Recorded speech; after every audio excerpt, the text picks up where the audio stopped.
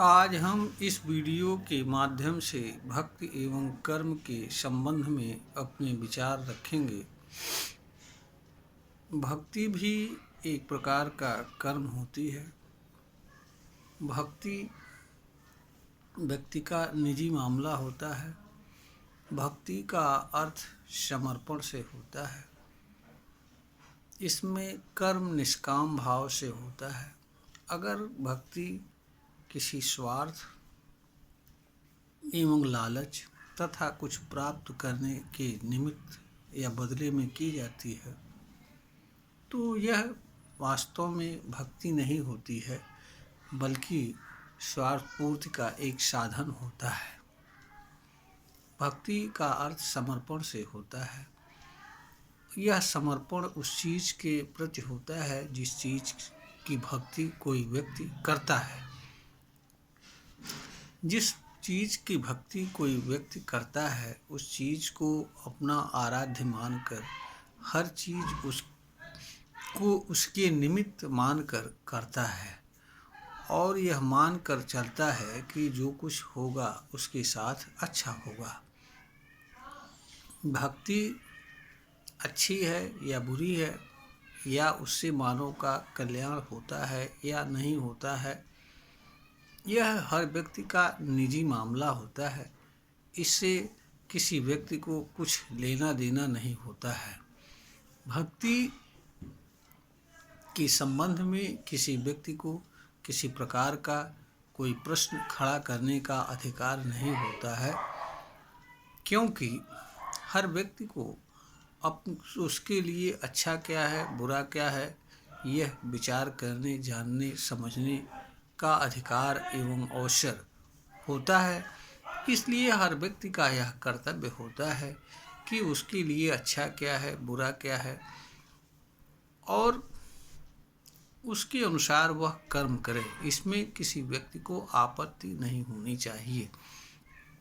भक्ति पर कोई व्यक्ति उस समय तक आपत्ति नहीं उठा सकता है जब तक भक्ति के कारण किसी व्यक्ति को किसी तरह से पीड़ा या असुविधा न हो। भक्ति वास्तव में अंतरंग का मामला होता है। यह दिखावा एवं प्रदर्शन की चीज़ नहीं होती है। जो लोग भक्ति को दिखावा एवं प्रदर्शन की चीज़ मानते हैं और समझते हैं, ऐसे लोग वास्तव में भक्ति की आड़ में अपने किसी अन्य उद्देश्य की पूर्ति का साधन भक्ति को बनाते हैं और जिसके माध्यम से वह प्राप्त करना चाहते हैं। वास्तव में भक्ति मनुष्य के अंतरंग की विषय वस्तु होती है। अंतरंग भाव से जुड़ा मामला होता है, विचार से जुड़ा मामला होता है। भक्ति में महत्वपूर्ण भाव होता है। किस भाव से मनुष्य भक्ति करता है यही मनुष्य के लिए महत्वपूर्ण होता है। भक्ति में मनुष्य क्या करता है यह महत्वपूर्ण नहीं होता है। कोई ज़रूरी नहीं है कि वह बाहरी रूप में भी कोई कर्म करे। यह नितांत निजी एवं अंतरंग मामला होता है। इसलिए इस पर किसी को आपत्ति करने का अधिकार नहीं होता है। यह निजी मामला है, किंतु भक्ति करने वाला व्यक्ति भक्ति न करने वाले व्यक्ति को गलत समझने का अधिकारी नहीं होता है और ना ही गलत बताने का अधिकारी होता है। कोई व्यक्ति भक्ति ना करे तो भी किसी से कोई मतलब नहीं होना चाहिए, क्योंकि जिस व्यक्ति को अपनी भलाई जिस चीज़ में नज़र आती है उसमें उसे वह करता है और इस तरह का अधिकार हर व्यक्ति को प्राप्त होता है, बशर्ते कि किसी व्यक्ति के बाहरी कर्म से किसी दूसरे व्यक्ति को किसी तरह से पीड़ा एवं दुख न हो। तो यही हाल अन्य चीज़ों के संदर्भ में होता है। मनुष्य हर कर्म करने के लिए स्वतंत्र होता है। भक्ति भी एक कर्म होती है। मनुष्य के लिए बाध्यता सिर्फ यही है कि उसका कर्म ऐसा ना हो जिससे उसके कर्म से दूसरों को पीड़ा एवं तकलीफ हो, क्योंकि जब किसी व्यक्ति के कर्म से दूसरों को किसी तरह की पीड़ा एवं तकलीफ होगी तो दूसरे लोग प्रतिक्रिया स्वरूप भी ऐसा कर्म करेंगे जिससे कर्म करने वाले को पीड़ा एवं तकलीफ हो।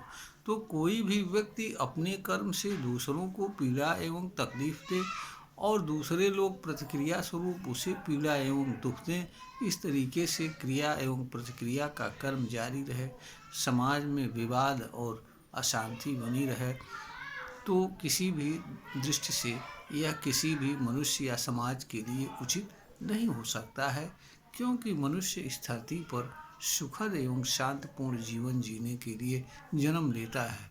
दूसरी चीज़ यह भी है कि जिन चीज़ों से दूसरे लोगों को पीड़ा होती है, उसी चीज़ से हर किसी को पीड़ा होती है।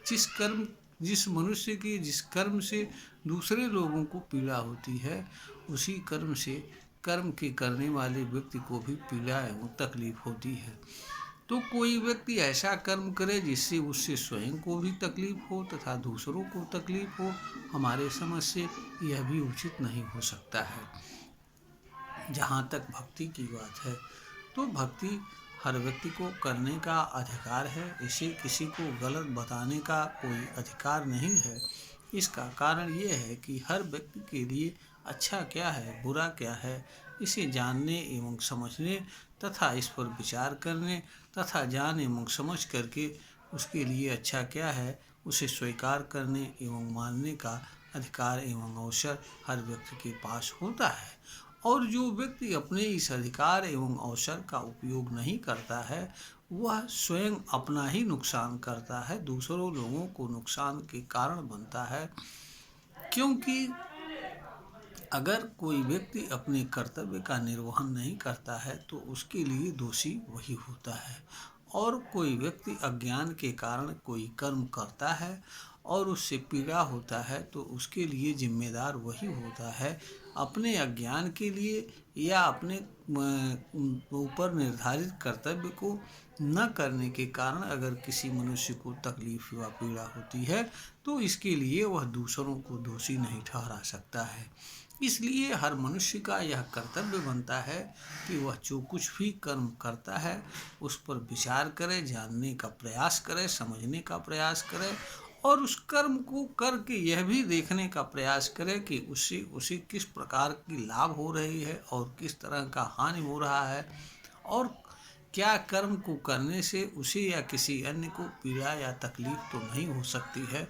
इन सभी बातों पर विचार करके मनुष्य को किसी कर्म को अपने लिए निर्धारित करना चाहिए और उसे करना चाहिए। यही मनुष्य की समझदारी है, इसी में संपूर्ण मानव जाति का कल्याण है। तो भक्ति एक प्रकार का समर्पण होती है, कर्म होती है।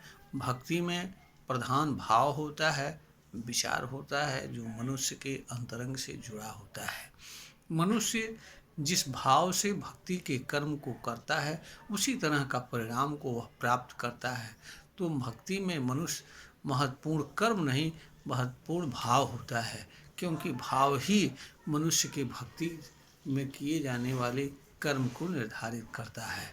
और भाव, समर्पण का भाव भक्ति कहलाती है। जो व्यक्ति समर्पण के बिना भक्ति करता है, वह भक्ति नहीं कुछ और होता है। इससे मनुष्य को लाभ के बजाय हानि ही होता है। यह वीडियो ज्ञानवर्धन हेतु बनाई गई है, प्रेषित की जा रही है। अगर श्रोता को ज्ञानवर्धन के योग्य प्रतीत हो तो इसे लाइक करें, शेयर करें और सब्सक्राइब करें।